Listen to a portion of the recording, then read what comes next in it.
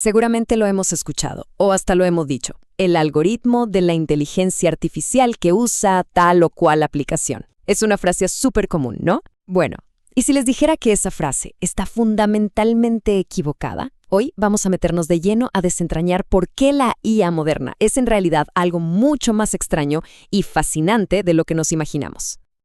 Y esta cita, la verdad, le da justo en el clavo. Esa palabra que lanzamos por todos lados, algoritmo. Resulta que no es solo imprecisa para describir la IA moderna. No. Es que es literalmente lo opuesto a lo que está pasando bajo el capó. Para entender bien este lío, primero tenemos que dejar algo bien en claro. ¿Qué es de verdad un algoritmo? Muy bien, entonces, vamos a sumergirnos en este tema. Empecemos por la primera sección, los algoritmos, o como me gusta llamarlos, la receta perfecta. A ver, un algoritmo clásico es en esencia una secuencia de pasos. Pensemos en una receta de cocina, pero una súper estricta, o un diagrama de flujo. Si se siguen las instrucciones al pie de la letra, el resultado es siempre el mismo. Es 100% predecible y exacto. El mejor ejemplo es una calculadora. 2 más 2 siempre, pero siempre va a ser 4. No hay lugar a dudas. Aquí es donde la cosa se pone interesante. Pensemos en la diferencia así. Por un lado, tenemos el método antiguo, el algoritmo, que es como esa receta perfecta. Sigue los pasos exactos, es totalmente predecible.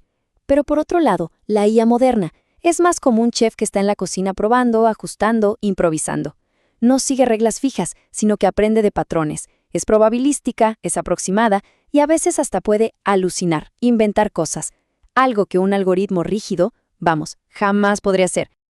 Ok, ahora que la diferencia está un poco más clara, la pregunta del millón es, ¿de dónde salió esta nueva forma de pensar? Porque su origen, fíjense, no está en la lógica fría de las computadoras, sino en una máquina inspirada en nuestro propio cerebro. Y este es el punto clave de todo, ¿eh? Para crear la IA moderna, los pioneros no se pusieron a ver líneas de código. Para nada. Estaban mirando literalmente dentro de nuestras propias cabezas, tratando de descifrar e imitar cómo aprende el cerebro humano. Y de esa idea nació esto, el perceptrón, allá por 1957. Estaba inspirado en nuestras neuronas y, ojo, no se programaba con reglas, aprendía. Le mostraban una imagen, hacía una suposición, y si se equivocaba, ¡pum!, ajustaba sus pesos, o sea, sus conexiones internas, para hacerlo mejor la próxima vez. Y la cosa es que funcionaba, bueno, al menos para problemas sencillos, como diferenciar un gato de algo que no es un gato. En ese momento parecía el inicio de algo gigantesco. Pero, justo cuando el entusiasmo estaba por las nubes, de repente, todo se detuvo en seco. Esa promesa increíble dio paso a un periodo larguísimo y helado, conocido en la historia como el largo invierno de la IA. ¿Y cuál fue el defecto fatal que lo congeló todo?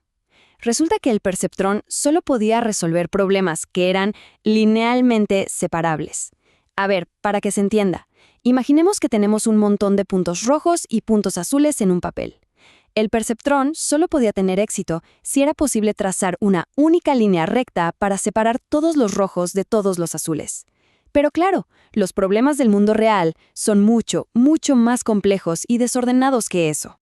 Y así, el drama se fue desarrollando durante décadas. La gran esperanza de 1957 se hizo añicos en el 69, cuando una publicación importantísima expuso ese defecto fatal. Y de repente, se cortó el financiamiento, la investigación se paró en seco y toda la idea de una inteligencia artificial parecida al cerebro quedó abandonada por casi 20 años. El invierno de verdad había llegado. Pero, y aquí viene lo bueno, la idea no murió del todo. Digamos que se fue a hibernar, esperando un nuevo avance que la despertara. Porque en el corazón de este enfoque había un concepto, una idea tan poderosa, que era imposible que desapareciera para siempre. La idea de la inteligencia que simplemente emerge. Esa idea que logró sobrevivir al invierno se llama conexionismo. Y es una teoría en serio alucinante. Lo que dice es que la inteligencia de verdad no viene de un gran cerebro central que lo controla todo, no viene programada desde arriba. Al contrario, emerge desde abajo, a partir de millones de partecitas muy simples que están interconectadas. O sea, el conocimiento no está guardado en un solo lugar, está distribuido por toda la red. Y para que este concepto de emergencia quede súper claro, hay una analogía que es simplemente perfecta. La famosa ola en un estadio de fútbol. Pensemos un segundo en lo que pasa ahí. La regla para cada persona es increíblemente simple. Es un algoritmo básico. Párate cuando tu vecino de al lado se pare y luego siéntate. Es un movimiento puramente vertical. Pero ¿cuál es el resultado? El comportamiento que emerge de todo eso es una ola que se mueve de forma completamente horizontal por todo el estadio. Nadie, absolutamente nadie, programó la ola. Nadie le dijo a qué velocidad ir o en qué dirección. Simplemente surgió de la interacción de miles de personas siguiendo una regla sencillísima. Eso es el conexionismo en acción. Entonces, la gran pregunta es, ¿qué fue lo que finalmente derritió el hielo de ese largo invierno de la IA? ¿Qué trajo de vuelta esta idea tan increíble? Bueno, todo se redujo a un descubrimiento matemático clave. Un avance con un nombre un poco técnico, backpropagation o retropropagación. Y la retropropagación de verdad lo cambió todo. Fue la llave que permitió entrenar redes no con una, sino con muchísimas capas. Por fin se rompía esa limitación de la línea recta única que había condenado al perceptrón. Con esto acababa de nacer el aprendizaje profundo o deep learning. Ahora las redes podían aprender de una forma jerárquica, muy parecida a como lo hacemos nosotros.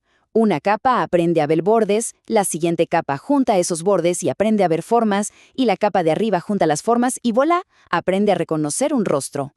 Y ese avance, ese descubrimiento, nos trae de un salto directamente a donde estamos hoy, justo en medio de la revolución de la inteligencia artificial moderna.